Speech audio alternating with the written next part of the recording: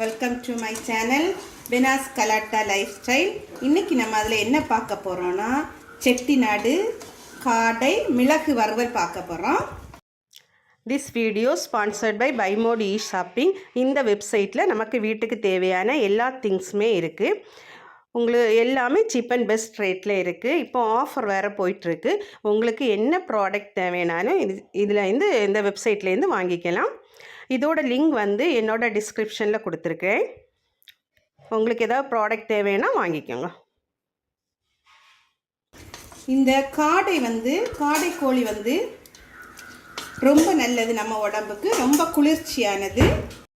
காடை கோழியில் vitamin A, B, C, இ இது எல்லாமே இருக்குது. இதில் கால்சியம் சத்து இருக்குது. சளி தொந்தரவு எல்லாம் சரியாகும். இந்த காடை கோழி மிளகு வறுவல் எப்படி செய்யலான்னு சொல்லி நம்ம பார்த்துடலாம். வாங்க பார்க்கலாம்.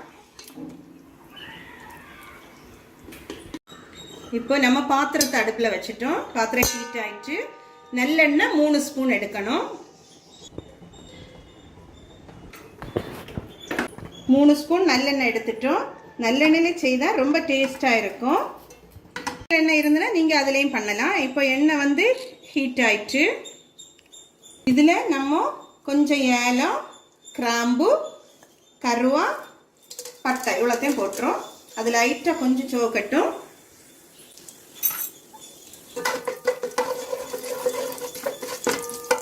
அந்த ஏலக்காய், கிராம்பு எல்லாம் சேர்ந்து நல்லெண்ணெய் சேர்ந்து நல்ல வாசம் எடுக்குது. 4 ஆனியன் கட் பண்ணி வச்சுருக்கேன், அதை போட்டுடலாம். இதை இனி கொஞ்சம் ஃப்ரை பண்ணிடுவோம்.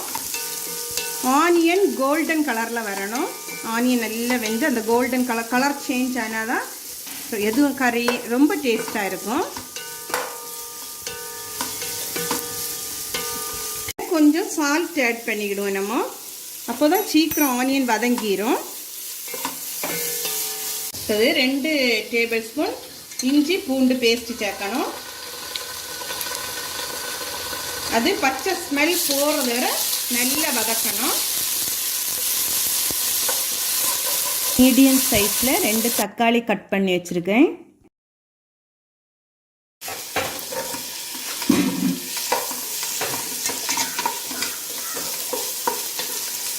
தக்காளியோட பச்சை வாசனை போகட்டு, அது வரை நம்ம நல்லா வதக்கிடுவோம். ஜீரகமும் வறுத்து பொடிச்சு வச்சுருக்கேன், இதை இதில் சேர்த்துருவோம். 3 ஸ்பூன் நல்ல மிளகும் 2 ஸ்பூன் ஜீரகமும் வறுத்து பொடிச்சு வச்சுருந்தது இதில் சேர்த்துருக்கேன். ஃப்ரை பண்ணிடுவோம். அதை நல்லா ஃப்ரை பண்ணிட்டோம். இது கூட 1/2 டேபிள் ஸ்பூன் மஞ்சள் பொடி,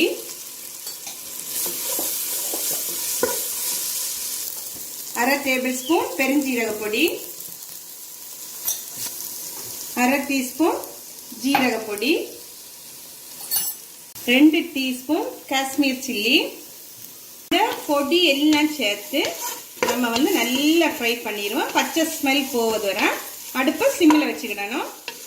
ஏன்னா இதில் பொடி எல்லாம் ஆட் பண்ணியிருக்கோம் இல்லை, அதனால டக்குனு இதை கரிஞ்ச மாதிரி வந்துடும். சிம்மில் வச்சுட்டு நல்லா ஃப்ரை பண்ணுங்க, பச்சை ஸ்மெல் போகிறது வர. 1 ஸ்பூன் மல்லி அதையும் சேர்த்துட்டோம்.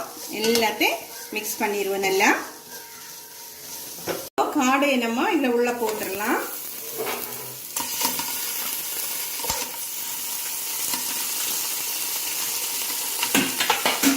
போட்டுட்டு நல்லா மிக்ஸ் பண்ணிடுவோம். இந்த மசாலா எல்லாம் அதில் மிக்ஸ் ஆகும் மாதிரி மிக்ஸ் பண்ணி விட்டுருவோம். தண்ணி ஊற்ற வேண்டாம், ஏன்னா தண்ணி அதில் வந்து காடையில் வந்து தண்ணி ஊறும். ஒரு 2-3 நிமிஷம், 2 அல்லது 3 நிமிஷம் அது இந்த மசாலாவிலே வேகட்டும்.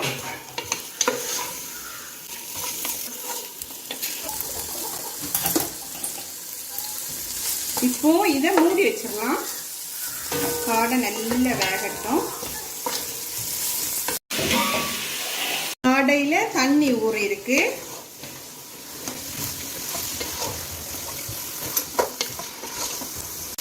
2 டேபிள் ஸ்பூன் சிக்கன் மசாலா. இதில் இனி 1/2 கப்பு தண்ணி ஊற்றிடலாம். இப்போ காடை நல்லா வெந்துச்சு. இதில் 1 ஸ்பூன் பெப்பர் நம்ம மிக்ஸ் பண்ணிடுவோம். இனி மல்லி புதினா போட்டுடலாம். அளவு மல்லி புதினா சேர்த்துருவோம்.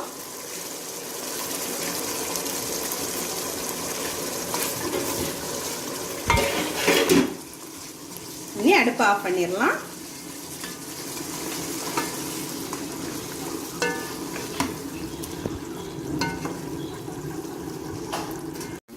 இப்போ நம்ம பாத்திரத்துலேருந்து இதுக்கு எடுத்துட்டோம். இதில் இனி எல்லாருக்கும் நம்ம சர்வ் பண்ணிடலாம்.